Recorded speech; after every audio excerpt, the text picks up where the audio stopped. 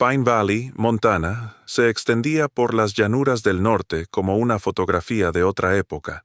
Con 892 habitantes, el pueblo existía donde los campos de trigo se encontraban con el cielo infinito, donde los vecinos aún dejaban las puertas sin llave y los niños jugaban afuera hasta que se encendían las farolas.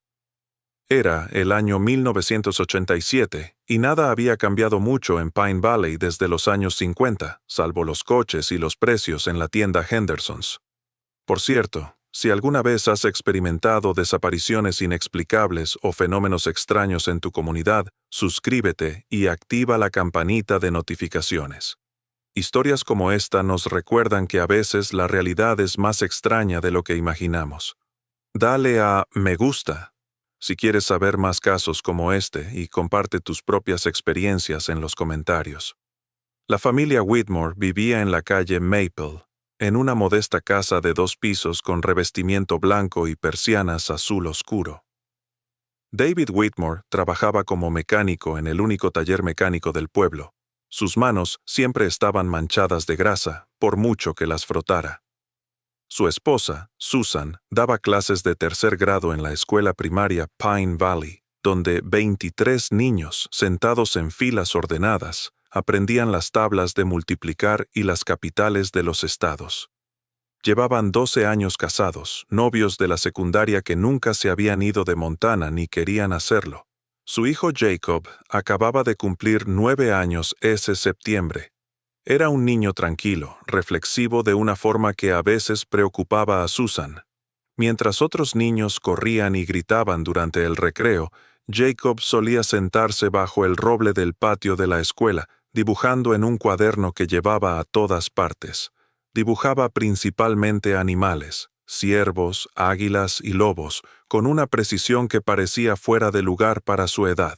Su maestra, la señora Patterson, lo había mencionado en la última reunión de padres. Cómo los dibujos de Jacob mostraban una inusual atención al detalle. Cómo a veces parecía estar en otra parte cuando trabajaba. La mañana del 23 de octubre de 1987 empezó como cualquier otra. Susan hacía panqueques mientras David leía el periódico en la mesa de la cocina, tomando café solo de una taza desportillada. Jacob bajó las escaleras con su camisa de rayas favorita, la azul y blanca que le estaba quedando pequeña, pero se negaba a darse por vencida. Su cabello oscuro estaba parado en la nuca, como siempre, por mucho que Susan intentara alisárselo. ¿Dormiste bien?, preguntó Susan, mientras le ponía panqueques en el plato. Jacob asintió, vertiendo el jarabe con cuidado. Tuve ese sueño otra vez. David bajó el periódico. ¿Qué sueño, amigo? El de las luces.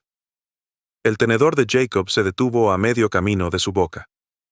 Son azules, de un azul muy brillante, y suena ¿Cómo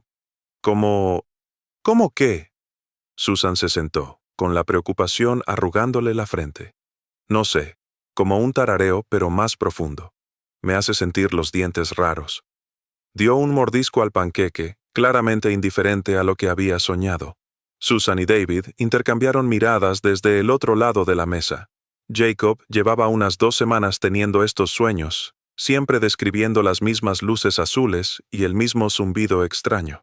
El pediatra, el Dr. Morrison, había dicho que era normal, que los niños de la edad de Jacob solían tener sueños vívidos, sobre todo creativos. Nada de qué preocuparse. Después del desayuno, Susan llevó a Jacob a la escuela en su camioneta beige.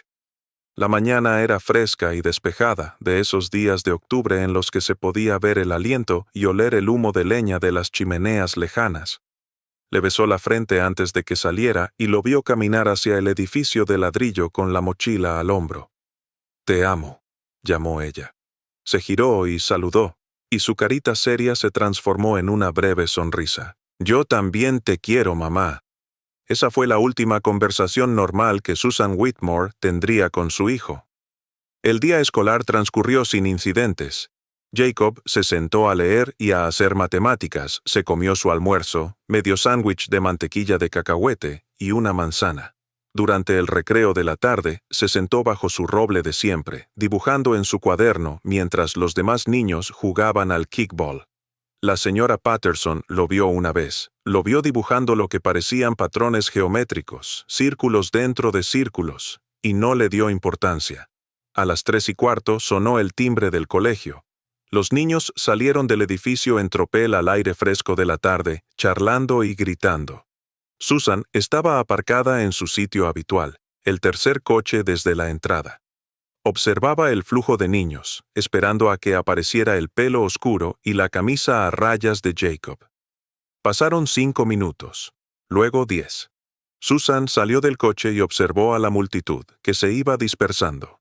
La mayoría de los niños ya habían sido recogidos o habían empezado a caminar a casa. Se acercó a la señora Patterson, quien supervisaba a los últimos rezagados. ¿Has visto a Jacob?, preguntó Susan, intentando mantener un tono de voz informal. La señora Patterson frunció el ceño. Estaba aquí a la hora de salida. Lo vi salir con los demás. Miró el patio vacío. ¿Quizás fue al baño? Revisaron los baños. Estaban vacíos. Revisaron su aula. Estaba vacía. Recorrieron los pasillos, llamándolo por su nombre. Sus voces resonaban en los casilleros. Otros profesores se unieron a la búsqueda, revisando metódicamente cada aula, cada armario, incluso el cuarto de suministros del conserje. Jacob Whitmore se había ido. El director, el señor Walsh, llamó a David al taller mecánico mientras Susan estaba en la oficina, con las manos temblorosas. Oyó la voz de David al otro lado. Oyó el momento en que comprendió, la brusca inspiración. Ya voy. Voy. Quédate ahí. Voy ahora mismo. Las siguientes 2 horas se hicieron un lío. David llegó con la camisa de trabajo aún manchada de grasa. Llegó la policía, los agentes Raymond y Chen, ambos hombres a quienes Susan conocía de toda la vida. Hicieron preguntas con voz tranquila, tomaron notas y organizaron una búsqueda en el recinto escolar y sus alrededores. No pudo haber ido muy lejos, dijo el agente Raymond, poniéndole una mano tranquilizadora en el hombro a Susan. A veces los niños se pierden. Lo encontraremos. Pero a medida que la tarde se desvanecía, llegaba más policía y los voluntarios del pueblo se reunían para ayudar en la búsqueda. Un terror gélido se apoderó de todos. Pine Valley era un pueblo pequeño. No había muchos lugares donde esconderse. Los campos de trigo se extendían kilómetros en todas direcciones, pero alguien habría visto a un niño caminando solo. El camino era visible desde docenas de granjas. Jacob debería haber sido encontrado en menos de 1 hora. A las 7, llegaron los perros de búsqueda de la oficina del sheriff del condado. Detectaron el olor de Jacob con facilidad y lo siguieron desde la entrada de la escuela, cruzando el estacionamiento hacia la parte trasera de la propiedad, donde un pequeño bosquecillo de álamos se alzaba entre la escuela y el trigal más cercano. Los perros rodearon los árboles, gimiendo, confundidos. El olor simplemente cesó. Eso no es posible, dijo el oficial Chen, viendo al guía intentarlo de nuevo con el mismo resultado. El olor no desaparece así como así. ¿Podría haberlo recogido un coche?, preguntó David con voz ronca. Había mantenido una apariencia estoica, pero tenía los ojos enrojecidos y la mandíbula apretada. Quizás, dijo el oficial Raymond lentamente. Pero no hay huellas de neumáticos. El suelo está bastante duro en esta época del año. Al caer la noche por completo, se instalaron luces portátiles alrededor del álamo. Los voluntarios caminaron hombro con hombro por los trigales, llamando a Jacob. Susan estaba sentada en la oficina del director con una manta sobre los hombros, bebiendo un café que no percibía. Margaret Henderson, de la tienda de abarrotes, lo había traído, junto con sándwiches que nadie comía. Debería haberlo acompañado hasta la salida, dijo Susan de repente, sin dirigirse a nadie en particular. Siempre espero en el coche, siempre. Pero debería haber... ¿Por qué no? No es tu culpa, dijo Margaret con firmeza, pero Susan no la escuchaba. David llegó sobre las 9, con el rostro demacrado. Traerán helicópteros mañana por la mañana. El FBI ya está notificado desde... No pudo terminar la frase. Podría tratarse de un secuestro. Esa noche no volvieron a casa. Se quedaron en la escuela, sin poder irse, como si estar cerca pudiera traer de vuelta a Jacob. Susan dormitaba a ratos en la silla del director mientras David paseaba por los pasillos. Cada vez que la radio de un buscador cobraba vida, ambos daban un salto, con el corazón latiendo con fuerza de esperanza y terror. Pero no había noticias, ni rastro, ni pista. Al día siguiente, viernes 24 de octubre, la noticia llegó a los noticieros regionales. Niño de 9 años desaparece del recinto escolar, decía el titular. Susan se vio a sí misma en la televisión. Vio la desesperación en su propio rostro mientras suplicaba por el regreso sano y salvo de Jacob. El teléfono de la secretaría sonaba constantemente, con pistas que no llevaban a ninguna parte. Un camionero creyó haber visto a un niño que coincidía con la descripción de Jacob en una gasolinera a 48 kilómetros de distancia, pero resultó ser el hijo de otra persona.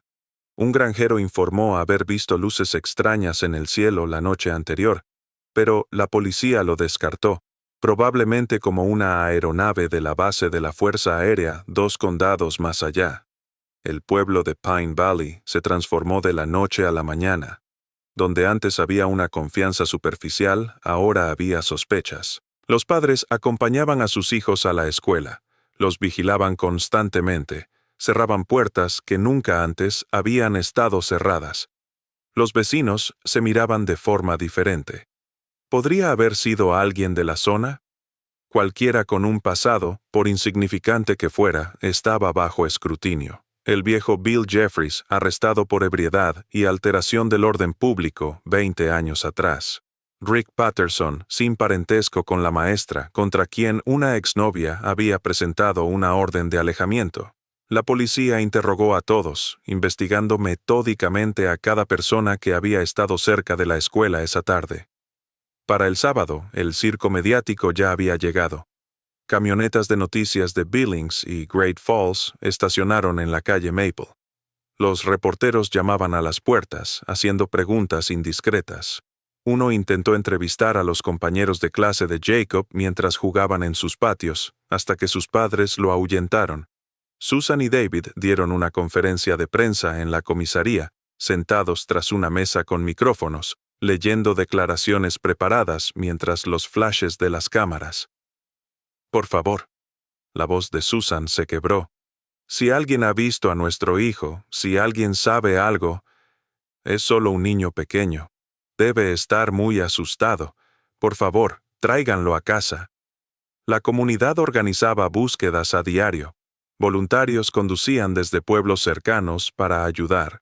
Registraban graneros y cobertizos, inspeccionaban edificios abandonados y recorrían cada rincón del campo en un radio de 32 kilómetros. El FBI estableció una línea de denuncia. Carteles con la foto escolar de Jacob aparecían en cada poste de teléfono y en cada escaparate. Su carita seria se asomaba entre cientos de ejemplares, con la pregunta debajo: ¿has visto a este niño? Pero pasaron 3 días sin respuestas, sin progreso. Solo una creciente sensación de miedo e impotencia. Susan dejó de dormir por completo, sentada en la sala por las noches, mirando el teléfono, deseando que sonara con buenas noticias. David se lanzó a la búsqueda, caminando por campos de trigo hasta que le sangraron los pies, como si pudiera encontrar con pura fuerza de voluntad lo que todos los demás habían pasado por alto. La noche del 26 de octubre, exactamente 72 horas después de la desaparición de Jacob, Susan estaba sentada a la mesa de la cocina contemplando sus dibujos. Había traído su cuaderno de la escuela y lo había estado revisando obsesivamente, buscando pistas. La mayoría de las páginas mostraban sus animales habituales, pero los recientes eran diferentes. Patrones geométricos, círculos dentro de círculos, símbolos extraños que parecían letras, pero no del todo. En la última página que había dibujado antes de desaparecer, había un boceto de una figura delgada y alargada, con grandes ojos oscuros. Las manos de Susan temblaban mientras trazaba el dibujo. No se lo había enseñado a nadie, no lo había mencionado. La gente pensaría que estaba perdiendo la cabeza, viendo cosas que no existían, haciendo conexiones que no existían, pero no podía quitarse de la cabeza el recuerdo de los sueños de Jacob, las luces azules, el zumbido, y el informe del granjero sobre luces extrañas la noche en que Jacob desapareció, luces que la policía había descartado. Un golpe en la puerta la sobresaltó. Eran casi las 10, demasiado tarde para visitas. David finalmente había subido a acostarse, exhausto. Susan se levantó lentamente, con el corazón latiendo con fuerza mientras caminaba hacia la puerta. A través de la ventana, vio la patrulla del oficial Raymond estacionada en la acera, con las luces apagadas.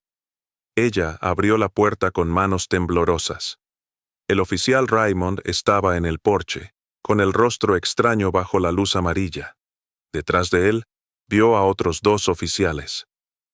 «Señora Whitmore», dijo con cautela. «Lo encontramos».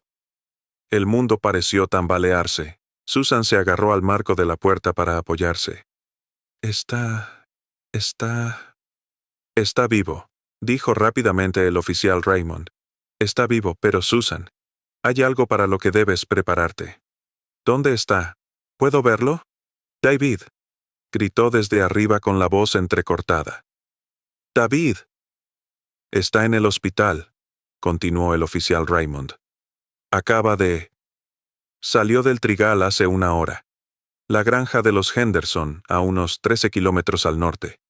Iba caminando por el camino de entrada cuando lo vieron.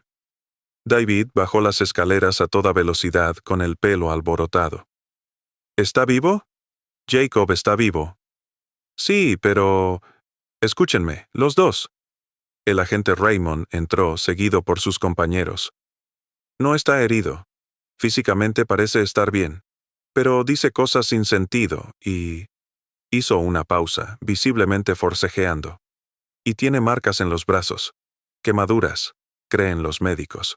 Patrones extraños». Susan sintió que la habitación daba vueltas. «¿Quemaduras? ¿Qué quieres decir con quemaduras?»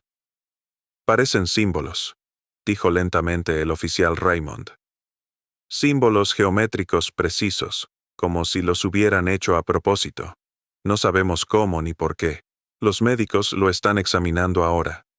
«Llévanos con él», dijo David, agarrando ya su chaqueta. «Ahora mismo». El viaje al hospital del condado duró 20 minutos que parecieron horas. Susan estaba sentada en la parte trasera de la patrulla, con la mano de David apretando la suya, sin decir palabra. Por la ventana, observaba pasar los oscuros trigales y pensaba en el dibujo del cuaderno de Jacob, en los extraños símbolos que habían aparecido en sus bocetos antes de desaparecer. Cualquiera que haya sucedido con su hijo durante esos 3 días desaparecidos, Susan sabía con fría certeza que nada volvería a ser lo mismo. Las luces fluorescentes del Hospital General del Condado zumbaban con un zumbido eléctrico que le hacía doler los dientes a Susan. Los habían conducido a ella y a David a una sala de espera privada en el 3er piso, un espacio estéril con paredes beige y sillas tapizadas con una tela azul áspera. A través de la ventana se veía Pine Valley a lo lejos, una constelación de farolas contra la vasta oscuridad de Montana. Si sigues este caso cada vez más inquietante y quieres saber cómo se desarrolla, suscríbete y activa las notificaciones. Desapariciones extrañas como la de Jacob plantean preguntas sobre lo que creemos entender de la realidad. Dale a me gusta y comparte tu opinión en los comentarios, especialmente si has oído hablar de casos similares en tu zona. La doctora Sarah Chen, pediatra de guardia, entró en la sala de espera con un portapapeles apretado contra el pecho. Era joven, quizá de 30 años, y sus ojeras indicaban que había estado de guardia demasiadas horas. «Señor y señora Whitmore», empezó, pero luego pareció perder el hilo. «Su hijo está físicamente estable. Sus constantes vitales son buenas. No hay signos de deshidratación ni desnutrición, lo cual es...» Hizo una pausa. «Lo cual es inusual dado que lleva 3 días desaparecido». «¿Podemos verlo?» preguntó Susan ya de pie. Por favor, necesito ver a mi hijo. En un momento. Necesito prepararte para lo que vas a ver. La doctora Chen dejó el portapapeles y juntó las manos. Jacob tiene marcas en ambos antebrazos. Parecen quemaduras de segundo grado, pero el patrón es diferente a todo lo que he visto en 15 años de medicina. La voz de David sonó tensa. ¿Qué tipo de patrón? Geométricos, precisos, casi como si los hubieran marcado o quemado con extrema precisión. La doctora Chen sacó una foto Polaroid de su portapapeles. La tomé para documentarla. Las manos de Susan temblaban al tomar la foto. El pequeño antebrazo de Jacob ocupaba toda la imagen, y desde la muñeca hasta el codo se veían símbolos grabados en la carne en lo que parecían líneas marrón oscuro, círculos entrelazados con triángulos, líneas rectas que se intersectaban en ángulos perfectos, puntos dispuestos en patrones específicos. Parecía antiguo y extraño a la vez. Nada que ver con ningún alfabeto o sistema de escritura que Susan hubiera visto jamás. ¿Cómo pudo alguien hacerle esto a un niño? La voz de David se quebró. ¿Qué clase de monstruo? Ese es el problema, dijo la doctora Chen lentamente. No creemos que una persona haya hecho esto. La precisión es demasiado exacta, las quemaduras demasiado uniformes. Es como si... Se detuvo. Estamos haciendo pruebas, pero las quemaduras ya están sanando sorprendentemente rápido. Cuando llegó hace 2 horas, estaban frescas, rojas y obviamente dolorosas. Ahora ya están empezando a formar costras. No entiendo, susurró Susan mirando la foto. No entiendo nada de esto. Los condujeron por un pasillo con olor a desinfectante y café viejo hasta una habitación privada al final. El agente Raymond estaba de pie junto a la puerta, y a través de la ventana, Susan pudo ver a su hijo sentado, erguido en una cama de hospital, con una bata azul que le quedaba grande. Su cabello oscuro estaba limpio y bien peinado. Se veía exactamente igual que hacía 3 días, quizás incluso mejor, con la piel más sana y los ojos más brillantes. Susan entró corriendo por la puerta. «Jacob, bebé». Pero Jacob no reaccionó como ella esperaba. No lloró ni se acercó a ella. Levantó la vista con una expresión tranquila, casi serena, y dijo, «Hola, mamá». Dios mío, Jacob, estábamos tan asustados. Susan lo abrazó, sintiendo su pequeño cuerpo contra el suyo, real, sólido y vivo. ¿Dónde estabas? ¿Qué pasó? ¿Quién te hizo esto? Estoy bien, dijo Jacob con una voz firme que no era del todo correcta. No tienes por qué preocuparte. David estaba de pie a los pies de la cama, con el rostro lleno de emociones que no podía identificar. Hijo, necesitamos que nos cuentes qué pasó. ¿Dónde has estado? Jacob miró a su padre con esos ojos brillantes. Yo estaba con ellos. ¿Con quién? Susan se apartó, escrutándolo a la cara. ¿Quién te secuestró, cariño? Puedes decírnoslo. Ya estás a salvo. Los de la luz, dijo Jacob simplemente, como si eso lo explicara todo. Querían enseñarme cosas. Susan y David intercambiaron una mirada. El doctor Chen se adelantó con suavidad. Jacob, cuando dices la luz, ¿a qué te refieres? La luz azul, la que no dejaba de soñar. Jacob levantó los brazos, examinando las quemaduras sin aparente angustia. Tuvieron que marcarme para que pudiera recordar. Dijeron que las marcas ayudarían. ¿Ayuda con qué? El oficial Raymond había entrado en la habitación con su cuaderno en la mano. Con recordar todo lo que me enseñaron. La voz de Jacob era paciente, como si estuviera explicando algo obvio a alguien que tardaba en comprender. Sobre los números, los patrones y cómo todo se conecta. Un escalofrío recorrió la espalda de Susan. Tocó el rostro de Jacob, intentando reconocer a su hijo en ese niño tranquilo y extraño. Jacob, ¿alguien te lastimó? ¿Te tocaron? Me examinaron, dijo Jacob con naturalidad. No me dolió mucho. Fueron muy cuidadosos. ¿Quién te examinó? La voz de David se elevaba, la ira rompiendo su control. Jacob, tienes que decirnos quién hizo esto. ¿Fue un hombre? ¿Una mujer? ¿Cuántas personas? No eran personas, papá. Jacob ladeó la cabeza, y en ese gesto Susan vio un destello de su verdadero hijo, el niño pensativo que dibujaba animales bajo los robles. Eran diferentes, más altos. Tenían los ojos más grandes. No hablaban con la boca. La sala quedó en silencio. El oficial Raymond y el doctor Chen intercambiaron miradas incómodas. El rostro de David palideció. Susan sintió que algo se desataba en su pecho, un sollozo o un grito. No supo distinguir cuál. Jacob, cariño, dijo el doctor Chen con cuidado, agachándose a su altura. A veces, cuando ocurren cosas aterradoras, nuestra mente crea historias para ayudarnos a sobrellevarlas. No importa si no recuerdas exactamente.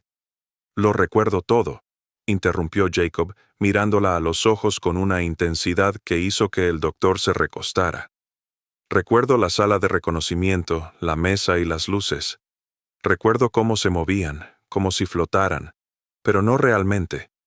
Recuerdo el sonido, el zumbido que te recorre los huesos. Y recuerdo que me pusieron esto. Volvió a levantar los brazos. Dijeron que yo era el elegido. Dijeron que tenía la mente adecuada. ¿El tipo adecuado? ¿Para qué? La voz de Susan era apenas un susurro. Jacob miró a su madre con algo parecido a la compasión. Por comprender. Por ver los patrones. Dijeron que la mayoría de la gente no puede verlos, pero yo sí. Antes podía, pero ahora lo veo más claro. Durante la siguiente hora, mientras Jacob era examinado más a fondo por el Dr. Chen y el Dr. Hammond, médico consultor, Susan y David permanecieron sentados en el pasillo con el agente Raymond. La historia de Jacob era coherente, inquebrantable, llena de detalles que parecían imposibles de inventar para un niño de 9 años. Describió cómo un rayo de luz azul lo guiaba desde el recinto escolar. Era cálido y le daba sueño. Recordaba haber flotado, ascendiendo a algo que llamaba la nave, aunque admitió no estar seguro de si era la palabra correcta. 3 días dentro, aunque se le antojaron más largos y más cortos a la vez, con el tiempo transcurriendo de forma extraña. Seres altos y delgados, con grandes ojos oscuros y manos de 3 dedos. Una mesa de reconocimiento hecha de algo que no era exactamente metal. Luces que no proyectaban sombras. Y lecciones, como Jacob las llamaba, información directamente en su mente sobre matemáticas, física y conceptos para los que no tenía palabras pero que de alguna manera entendía. No sé qué es esto, dijo el oficial Raymond, frotándose la cara con cansancio. El FBI querrá interrogarlo. Psicólogos infantiles. Necesitamos averiguar quién se lo llevó y qué hicieron. ¿Crees que está mintiendo?, preguntó David con un tono peligroso en la voz. Creo que se cree lo que dice, respondió el agente Raymond con cautela.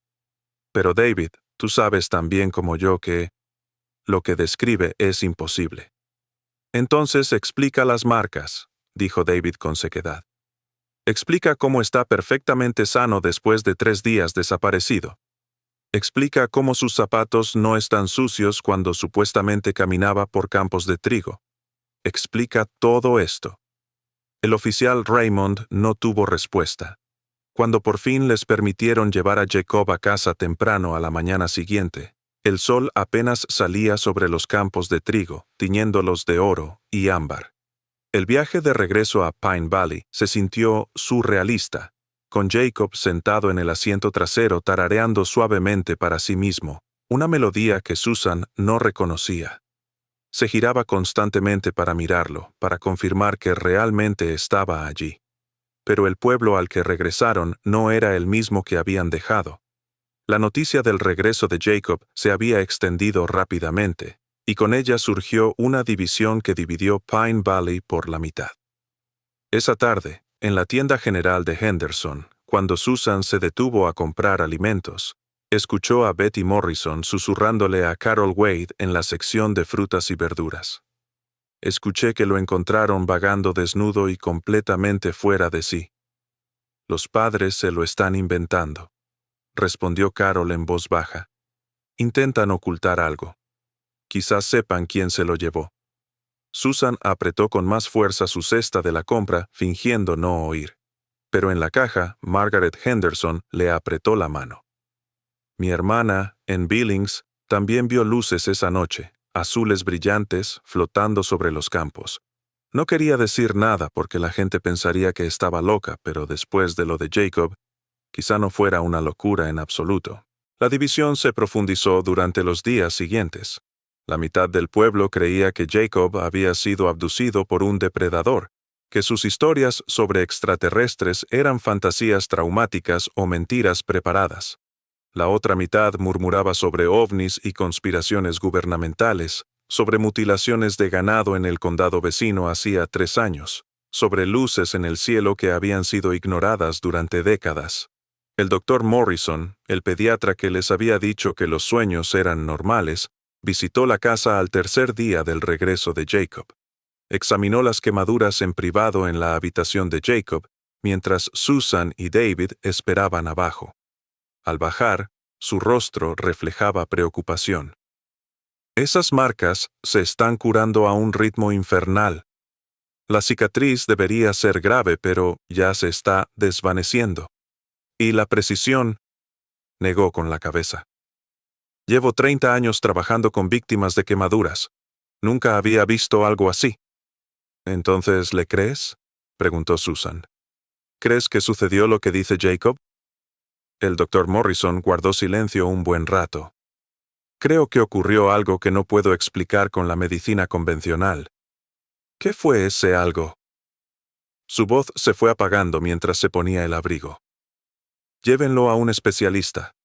Hay un hospital de investigación en Seattle que estudia casos inusuales. Podrían tener respuestas.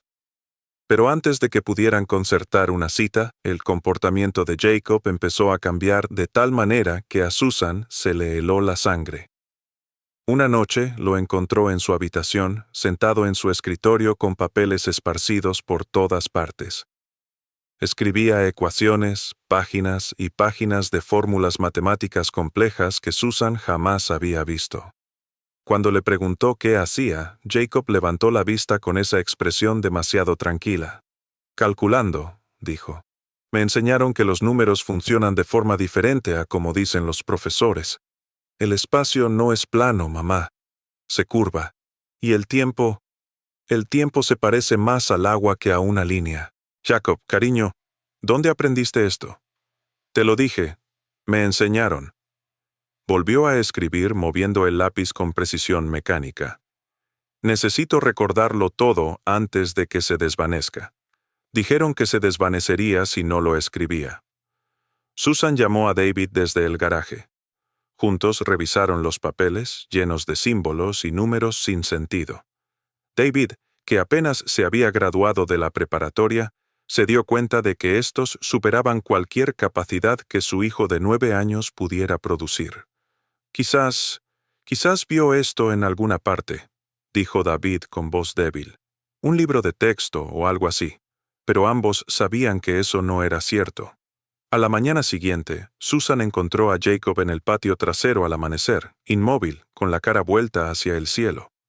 Desde la ventana de la cocina, lo observó mientras levantaba los brazos lentamente. Las cicatrices eran visibles incluso desde lejos, y parecía estar escuchando algo que ella no podía oír. Cuando ella salió, él no se percató de su presencia durante varios minutos. Luego, sin mirarla, dijo, «Siguen aquí, no cerca, pero vigilando. Quieren asegurarse de que la transferencia haya sido exitosa». «¿Qué transferencia?», le tembló la voz a Susan. «Jacob, ¿de qué estás hablando?». Finalmente la miró, y por un instante, sus ojos parecieron reflejar una luz que los ojos humanos no deberían, una tenue luminiscencia que desapareció al parpadear. «El conocimiento, mamá. Me dieron conocimiento. Información que se supone que los humanos aún no tienen. Dijeron que era especial, que podía retenerla sin romperme. ¿Romper? ¿Qué quieres decir con romper? Pero Jacob ya había regresado al cielo, con su atención puesta en otra parte. Esa noche, en una asamblea municipal celebrada en el gimnasio de la preparatoria, la división en Pine Valley se hizo imposible de ignorar. Casi 300 personas acudieron, abarrotando las gradas y apoyándose en las paredes. El sheriff Tom Bradshaw se encontraba en el centro de la cancha con un micrófono, intentando mantener el orden mientras la gente se gritaba entre sí. El niño claramente sufrió un trauma severo, dijo el Dr. Mitchell, un psiquiatra de Great Falls que había viajado para hablar, dirigiéndose a la multitud. Lo que describe son síntomas clásicos del trastorno disociativo, una ruptura mental con la realidad para afrontar algo demasiado horrible para procesarlo con normalidad. Entonces explica las quemaduras, gritó alguien desde las gradas. Explica cómo una respuesta traumática crea patrones geométricos precisos. Hay maneras de crear esas marcas, replicó el Dr. Mitchell. Quienquiera que haya secuestrado a Jacob podría haberlo hecho deliberadamente para apoyar una narrativa falsa. Entonces dices que alguien se llevó a este niño, le quemó símbolos en los brazos y luego... ¿Qué? ¿Lo dejó ir? Era el pastor Williams, de la iglesia metodista. ¿Qué depredador hace eso? Margaret Henderson se puso de pie en la primera fila. Mi hermana vio luces. Otros también las han visto a lo largo de los años. Simplemente nunca hablamos de ello porque gente como usted, señaló al Dr. Mitchell, nos hace sentir como locos por admitirlo. ¡Histeria colectiva!, gritó alguien. Se están alimentando de los delirios de los demás. La reunión se convirtió en un caos. La gente discutía, algunos lloraban, otros salían furiosos. Susan y David se sentaron atrás, tomados de la mano, viendo cómo su comunidad se desmoronaba. De camino a casa, David finalmente dijo lo que ambos habían estado pensando. ¿Y si Jacob dice la verdad? Susan miró fijamente el camino oscuro. ¿Y luego qué? ¿Qué hacemos con eso? ¿Cómo lo protegemos de algo que no podemos entender? No tenían respuestas. 2 semanas después del regreso de Jacob, una mujer llegó a Pine Valley en un sedán gris con matrícula del gobierno. Se presentó como la doctora Elena Voss, investigadora del Departamento de Defensa. Tenía autorización, documentación y una insistencia cortés que no podía ser rechazada. Entrevistó a Jacob durante 3 horas en la sala de estar, mientras Susan y David estaban sentados en la cocina, escuchando el murmullo de voces, pero sin poder distinguir las palabras. Cuando la doctora Voss finalmente salió, su expresión era cuidadosamente neutral. Su hijo es extraordinario, dijo, aceptando el café que Susan le sirvió con manos temblorosas. Sus capacidades cognitivas han mejorado significativamente. Los conceptos matemáticos con los que trabaja son física de nivel de posgrado. Algunos van más allá de los modelos teóricos actuales. Así que le crees, dijo David rotundamente. ¿Crees que se lo llevaron los extraterrestres? Creo que algo inusual le ocurrió a su hijo, respondió el Dr. Voss con cautela. No puedo decir si coincide con lo que recuerda. La mente humana es capaz de cosas extraordinarias al procesar el trauma. Eso no es una respuesta, dijo Susan. El Dr. Voss la miró a los ojos. Señora Whitmore, no tengo autorización para hablar de las investigaciones en curso, pero puedo decirle que el caso de Jacob no es del todo único. Ha habido otros, aunque no muchos, con informes similares. Quemaduras o cicatrices con patrones geométricos, tiempo perdido, aumento de las capacidades cognitivas posteriores. Documentamos estos casos, los estudiamos, pero no tenemos explicaciones definitivas. ¿Qué pasa ahora?, preguntó David. Eso depende de usted. Mi recomendación es que se mantenga el seguimiento. Me gustaría revisar a Jacob cada pocos meses, hacerle pruebas cognitivas y documentar cualquier cambio. Con su permiso, por supuesto. Después de que el Dr. Voss se fuera, Susan fue a ver cómo estaba Jacob. Estaba en su habitación, dibujando de nuevo, pero ya no animales. Estaba dibujando diagramas, dibujos técnicos de formas y estructuras que resultaban incómodas de mirar, geometrías que parecían cambiar al mirarlas directamente. Jacob, dijo Susan, sentada al borde de su cama. ¿Cómo te sientes? ¿De verdad? Dejó el lápiz y la miró con ojos que eran los de su hijo, pero que por alguna razón no lo eran. Siento que recuerdo y olvido a la vez, como si tuviera algo enorme en la cabeza, pero que ya se estuviera desvaneciendo. Dijeron que eso pasaría. Dijeron que el cerebro humano no está hecho para contenerlo todo. ¿Quiénes son, cariño? ¿En serio? No sé cómo llamarlos, mamá. No tenían un nombre que yo pudiera entender. Pero nos han estado observando durante mucho tiempo. A los humanos. Observan a muchas especies, por todas partes. Les interesamos porque somos tan ruidosos. Nuestros pensamientos, nuestras emociones, se transmiten. La mayoría de las especies no hacen eso. Susan quería descartar esto como una fantasía. Quería creer la explicación del Dr. Mitchell sobre el trauma y la disociación. Pero no podía ignorar la evidencia, las imposibilidades físicas que rodeaban el regreso de su hijo.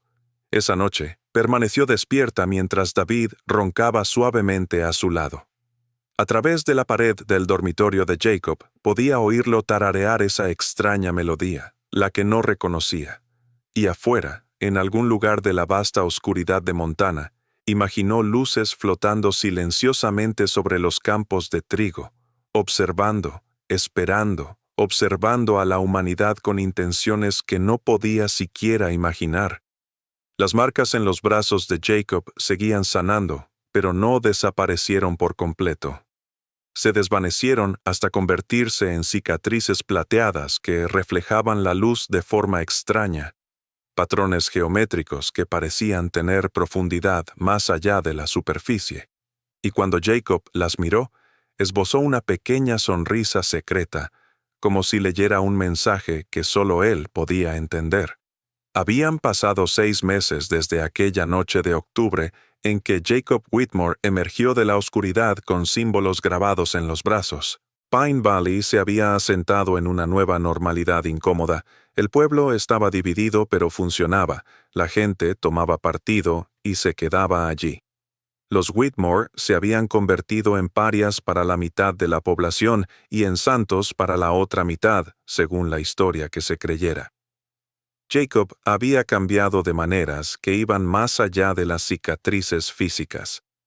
Se había vuelto más callado, más distante, y pasaba horas en su habitación trabajando en ecuaciones y dibujos que Susan ya no intentaba entender. Sus maestros decían que se había vuelto casi imposible enseñarle. Ya conocía la materia, podía resolver problemas más rápido de lo que ellos podían escribirlos en la pizarra, y parecía estar siempre distraído por cosas que nadie más podía ver. La doctora Voss había regresado 3 veces para sus revisiones y cada vez parecía más interesada y preocupada por lo que encontraba.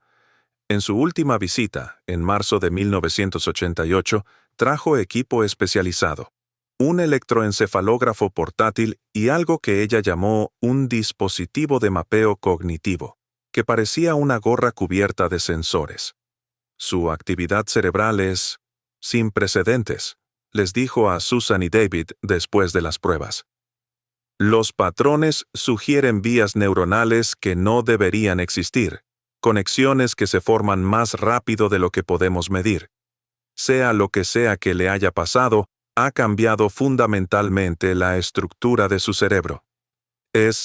¿Sigue siendo mi hijo?, preguntó Susan, la pregunta que la perseguía todos los días. El Dr. Voss dudó antes de responder. Neurológicamente es diferente, pero la conciencia, la identidad, son más que simples patrones cerebrales. Sigue siendo Jacob. Simplemente es más de lo que era Jacob antes. Esa noche, acostada en la cama, Susan le susurró a David, ¿y si vuelven por él? David no tuvo respuesta, simplemente la atrajo más cerca. La confrontación que finalmente traería algo parecido a la verdad se produjo una cálida tarde de abril, cuando la primavera había reverdecido los campos de trigo y el cielo se extendía infinito y despejado. Susan estaba preparando la cena cuando oyó la voz de Jacob desde arriba, no hablando solo como a veces lo hacía ahora, sino hablando con claridad, como si estuviera conversando. Subió las escaleras en silencio y se quedó de pie frente a la puerta entreabierta. Jacob estaba sentado en su escritorio. Los símbolos de sus brazos brillaban tenuemente, un fenómeno que había empezado a ocurrir recientemente cuando estaba concentrado. Pero lo más inquietante era la calidad del aire de la habitación. Parecía más denso, cargado, y allí estaba ese olor, el que había notado la noche que regresó como a ozono y algo más, algo metálico y extraño. «Lo entiendo», decía Jacob. «Pero no puedo irme todavía. No están listos». Silencio, pero el aire parecía vibrar con respuesta. «Sé que la información es degradante. Siento que se me escapa cada día. Pero mamá y papá ya tienen bastante miedo». Susan abrió la puerta. Jacob se giró, sin sorprenderse, y la extraña carga en el aire se disipó como la niebla que se disipa. «¿Cuánto tiempo llevas hablando con ellos?», preguntó Susan, con la voz más firme de lo que sentía. Jacob la miró con esos ojos brillantes. «Desde que volví. No todos los días, pero a veces. Me revisan. Se aseguran de que la transferencia se mantenga». «¿El conocimiento que te dieron?» «Sí». Jacob se levantó y se acercó a su ventana, que daba al patio trasero y a los campos de trigo. «Se está apagando, mamá. Ahora va más rápido. El cerebro humano no está diseñado para retenerlo». Lo sabían, pero aún así querían intentarlo. Un experimento. «¿Un experimento?», repitió Susan, con la ira repentinamente apoderándose de su miedo. «¿Experimentaron con mi hijo? ¿Te tomaron? ¿Te marcaron?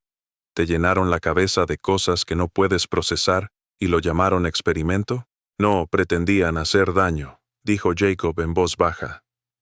«El daño es un concepto humano. No piensan en términos de daño ni ayuda. Piensan en términos de datos, patrones, información. Querían ver si una mente humana joven, aún en formación, podía adaptarse para albergar conocimiento que no deberíamos tener hasta dentro de 1000 años. ¿Y tú puedes?». Susan se acercó y se paró a su lado, mirando los campos que oscurecían. «Apenas, y no por mucho más tiempo». Levantó los brazos. Las cicatrices brillaban tenuemente a la luz del atardecer. «Estas ayudan. No son solo marcas, mamá. Son un lugar para guardar cosas. Como escribir información en papel, pero escrita en carne. Cuando las toco, recuerdo más. Pero incluso ellas se están desvaneciendo». Susan sintió lágrimas en la cara. «¿Qué pasará cuando todo se acabe? ¿Volverás a ser mi niño pequeño que dibuja animales?». «No lo sé. Recuerdo ser ese niño, pero también recuerdo 3 días que parecieron años, aprendiendo cosas que dolía entender. Recuerdo su barco, mamá. Recuerdo flotar en algo que no era agua, pero que te mantenía suspendido. Recuerdo luces que no eran luces, sino algo más que nuestros ojos interpretan como luz. Los recuerdo examinándome, no con herramientas, sino con sus mentes, sintiéndolos dentro de mis pensamientos como dedos en el agua». «Para», susurró Susan. «Para, por favor». Pero Jacob continuó, con voz distante. «Recuerdo que debatían si traerme de vuelta. Algunos querían retenerme, estudiarme más tiempo. Pero otros decían que era poco ético. Esa palabra no se traduce bien, pero se acerca bastante. Dijeron que pertenecía a mi especie, que llevarme para siempre sería cruel. Así que me marcaron y me devolvieron, pero siguen vigilando, siempre vigilando». La voz de David llegó desde la puerta, áspera por la emoción. «¿Cómo logramos que se detengan? ¿Cómo te protegemos?». Jacob se apartó de la ventana. «No puedes, papá. Están en todas partes. No solo aquí, sino por todo el mundo, observando, a veces llevándose gente, normalmente devolviéndola. Los vemos como luces en el cielo porque es lo único que nuestros ojos pueden procesar. Pero son más que eso. Existen en dimensiones indescriptibles. Esto es, Jacob, esto es una locura, dijo David, pero su voz carecía de convicción. 6 meses viendo cambiar a su hijo, documentando lo imposible, habían debilitado su escepticismo. Sé cómo suena, dijo Jacob simplemente. Pero has visto las pruebas, las cicatrices que cicatrizan mal, las matemáticas que desconozco, la forma en que a veces la electrónica se vuelve extraña a mi alrededor. Como para demostrarlo, las luces de su habitación parpadearon. Estoy cambiando, y no se detiene. Me estoy convirtiendo en algo intermedio entre lo que era y lo que intentaron convertirme. Susan se hundió en la cama de Jacob con las piernas repentinamente débiles. Cuando les hables, puedes preguntarles por qué. ¿Por qué tú? ¿Por qué hacen esto? Ya lo he preguntado. Jacob se acercó y se sentó a su lado. Dicen que tenía los patrones correctos. Mi cerebro, la forma en que se desarrollaba, me hizo compatible, y están tratando de ayudar a su manera.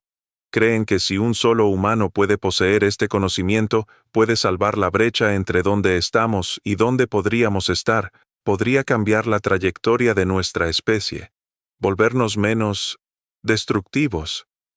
Llevándome a una niña de 9 años, dijo David con amargura. Para ellos, la edad no significa lo mismo que para nosotros. No entienden la infancia como nosotros. Ven conciencia, potencial, nada más. Durante la semana siguiente, empezaron a ocurrir cosas extrañas con cada vez mayor frecuencia. Jacob se despertaba en mitad de la noche y se encontraba de pie en el patio trasero, con los brazos alzados hacia el cielo, sin recordar haber caminado por allí. Los símbolos en sus brazos brillaban con más intensidad por la noche, visibles incluso a través de las mangas de su pijama. Y sus dibujos, antes confinados en papel, empezaron a aparecer en otros lugares. Patrones geométricos grabados en la condensación de las ventanas, trazados en el polvo de los muebles, rayados tenuemente en el suelo de madera de su habitación, como si sus dedos los hubieran tallado inconscientemente mientras dormía. La escuela, incapaz de adaptarse a los cambios de Jacob, sugirió la educación en casa. Algunos padres se habían quejado, diciendo que sus hijos le tenían miedo, que miraba fijamente y decía cosas inquietantes. La señora Patterson había llamado preocupada después de que Jacob corrigiera un principio de física en la clase de ciencias, explicando conceptos que no se enseñarían hasta la universidad, y haciéndolo con una precisión inquietante que perturbó a los demás estudiantes. Susan había aceptado la educación en casa, aliviada en cierto modo. Al menos en casa podía observarlo, podía ver los cambios a medida que ocurrían. Fue un jueves por la noche a finales de abril cuando todo llegó a su punto álgido. Susan se despertó a las 12:00 a.m. y encontró el lado de la cama de David vacío. Oyó voces abajo, no enojadas, sino intensas. Se puso la bata y bajó para encontrar a David y Jacob en la sala. Entre ellos estaba un hombre que no estaba allí cuando ella se acostó. Era alto, medía más de 2 metros y vestía ropa que a simple vista parecía normal, pero que al mirarlo directamente parecía cambiar y brillar. Su rostro era bastante humano, pero sutilmente incorrecto. Las proporciones eran ligeramente desiguales, los ojos demasiado grandes y oscuros, y la piel con una tenue luminiscencia. El grito de Susan se le quedó atrapado en la garganta y salió como un jadeo ahogado. La figura se giró hacia ella, y cuando habló, la voz provenía de todas partes y de ninguna, sin que nadie la oyera y resonando directamente en su mente. «No tengas miedo. No pretendo hacerte daño. Aléjate de mi hijo», logró decir Susan, moviéndose para ponerse entre Jacob y la figura. «Mamá, no te preocupes», dijo Jacob con calma. «Él es el Dr. Caret. No es su verdadero nombre, pero así lo llamo. Ha sido mi contacto principal». «¿Contacto?» La voz de David tembló. «Jacob, ¿qué es? ¿Qué es?» La figura, el Dr. Caret, ladeó la cabeza en un gesto casi humano. «Soy lo que llamarían un investigador. Un antropólogo quizás, aunque la traducción es imprecisa. Estudio las especies en desarrollo. Me han asignado el caso de su hijo. Asignado, repitió Susan con la palabra amarga en la boca. Como un proyecto, como un experimento científico. En cierto sentido, sí, dijo el doctor Carrett, sin disculpas, solo constatación de un hecho. Pero no sin cuidado, no causamos sufrimiento deliberadamente. Lo que le ocurrió a Jacob fue necesario para la recopilación de datos, pero vigilamos cuidadosamente los daños. «Le quemaste símbolos en los brazos», gritó David. «Nos lo alejaste por 3 días. Le metiste cosas en la cabeza que están destruyendo su infancia». «Las marcas son un almacén de datos», explicó el doctor Carrett con paciencia. «Sin ellas, el conocimiento habría quemado sus vías neuronales como el fuego en la hierba seca. Las marcas lo contienen y lo canalizan, permitiendo que su cerebro acceda a la información sin sobrecarga. Son protección, no castigo». «Entonces llévatelo de vuelta», suplicó Susan. «Toma lo que le hayas metido en la cabeza y devuélveme a mi hijo tal como era». «No puedo. La integración está completa. Eliminar el conocimiento ahora causaría graves daños neurológicos, posiblemente la muerte. Jacob debe retener lo que le fue dado hasta que su cerebro lo filtre y lo olvide de forma natural, un proceso que tardará varios meses más». Jacob habló, con voz débil, y por primera vez en meses, parecía un niño. «¿Olvidaré todo? ¿Olvidaré lo que aprendí?» El doctor Carrett se volvió hacia él con lo que podría haber sido amabilidad. «La mayor parte, sí. El cerebro humano no está diseñado para esta información. Retendrá fragmentos, impresiones, pero el conocimiento detallado se desvanecerá. Será excepcional en ciertas áreas, matemáticas, razonamiento espacial, reconocimiento de patrones, pero no nos recordará con claridad. Esa es la merced de la neurología humana. Se protege olvidando lo que no puede retener». «Pero las marcas se quedan», dijo Jacob tocándose los brazos.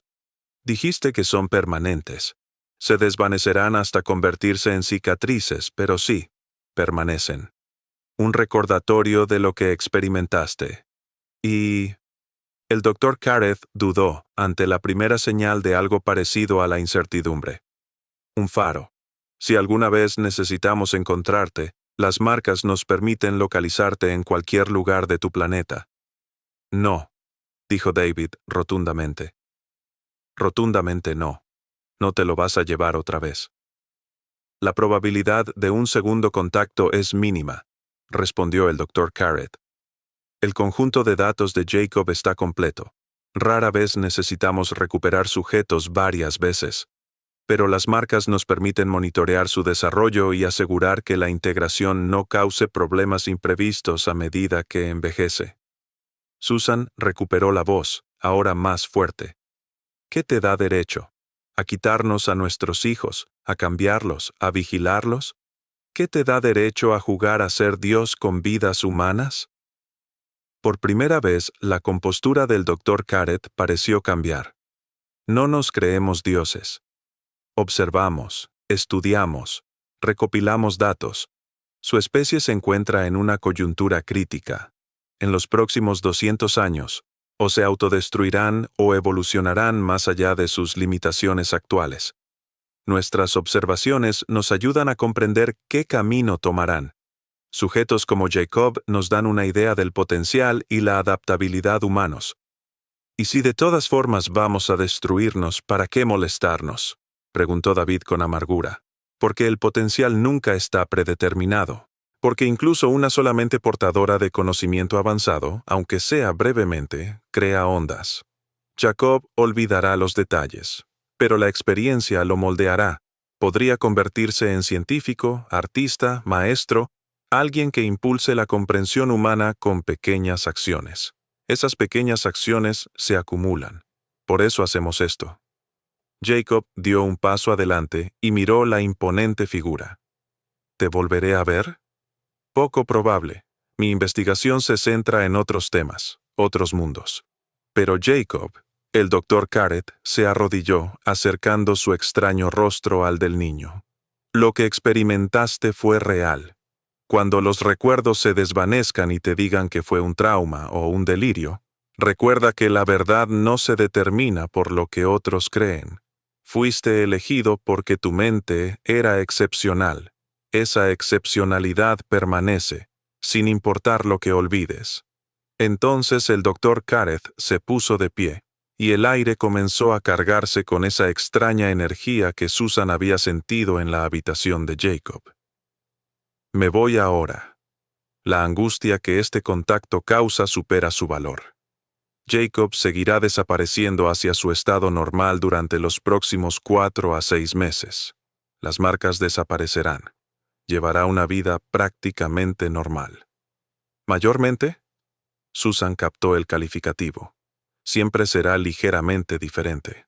El reconocimiento de patrones mejorado puede manifestarse como una intuición inusual.